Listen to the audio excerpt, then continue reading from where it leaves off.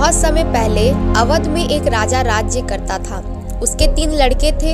तीनों बहुत पढ़े लिखे, बुद्धिमान और गुणी थे। एक दिन राजा ने अपने तीनों राजकुमारों को परीक्षा लेने के लिए बुलाया। वह जानना चाहता था कि किसी दोषी को सजा देने के मामले में उन तीनों की क्या राय है।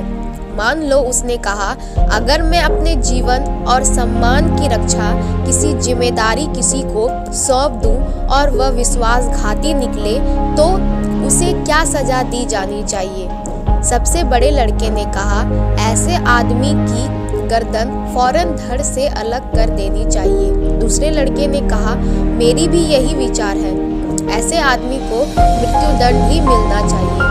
उसके साथ ही किसी तरह की दया नहीं दिखानी चाहिए। तीसरा लड़का चुप बैठा रहा। क्या बात है मेरे बेटे? राजा ने उससे पूछा। तुम कुछ नहीं बोलते, तुम्हारा क्या विचार है?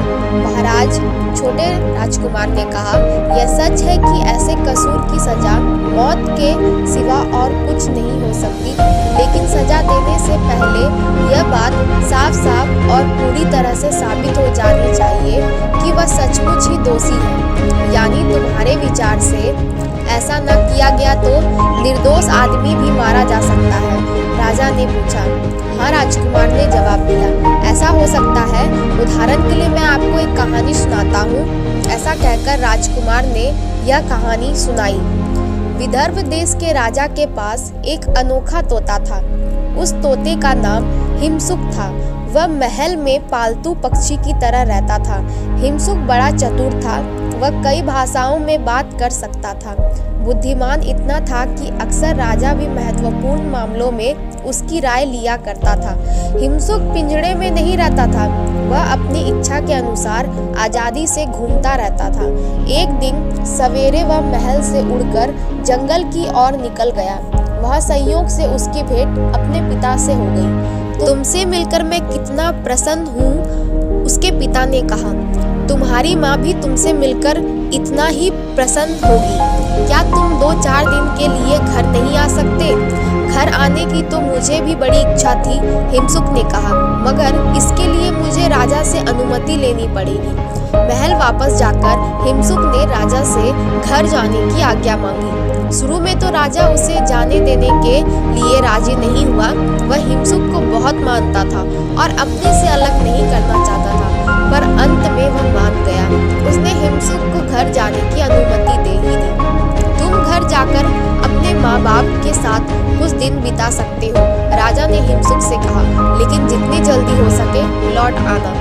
बहुत अच्छा महाराज, हिमसुक ने कहा, मैं 15 दिन बाद वापस आ जाऊंगा। इसके बाद हिमसुक अपने पिता के पास गया और वह दोनों साथ साथ उड़ते हुए घर की ओर रवाना हुए।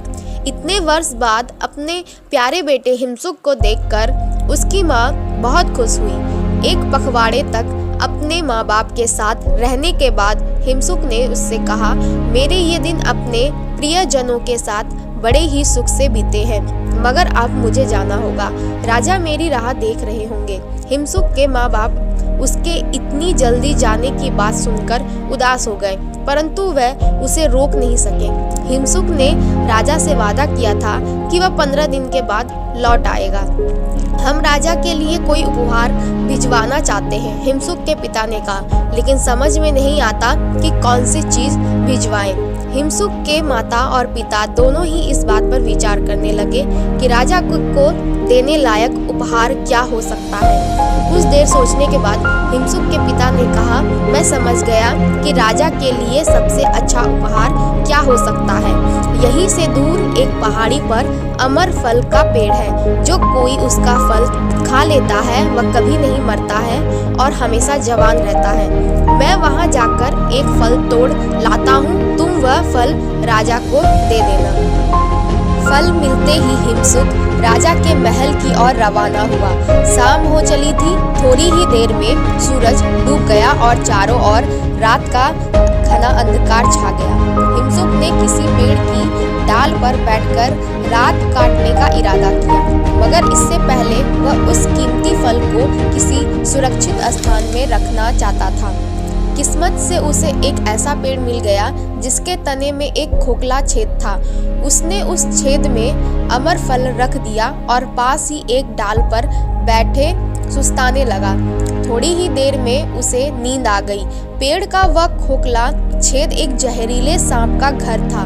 जब सांप लौटकर आया तो उसकी नजर चमकते हुए अमर फल पर पड़ी। उसने सोचा वह शायद कोई खाने की चीज है। सांप ने फल पर दांत गड़ा दिए, मगर उसे फल का स्वाद अच्छा नहीं लगा। उसने उसे वैसे ही छोड़ दिया। लेकिन जिस समय सांप ने फल का दांत गड़ाए, उस समय उसके दांतों की कुछ जहर भी निकल आया। जहर से फल भी जहरीला हो गया।